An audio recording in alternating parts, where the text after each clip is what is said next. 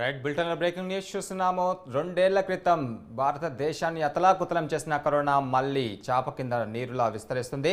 అయితే దేశంలో కొత్తగా 63 కొత్త వేరియంట్ కేసులు నమోదయ్యాయి. గోవాలో అత్యధికంగా 34 కేసులు, మహారాష్ట్రలో 9, కర్ణాటకలో 8, కేరళలో 6 కేసులు నమోదయ్యాయి.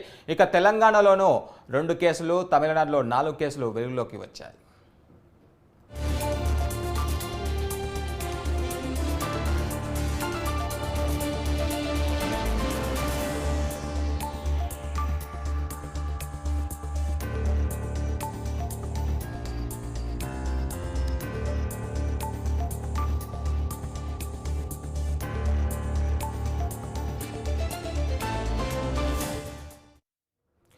భారత్లో చాప కింద నీరులా కరోనా విస్తరిస్తుంది. దేశంలో 63 కొత్త వేరియంట్ కేసులు నమోదైనట్లుగా వైద్య అధికారులు వెల్లడించారు.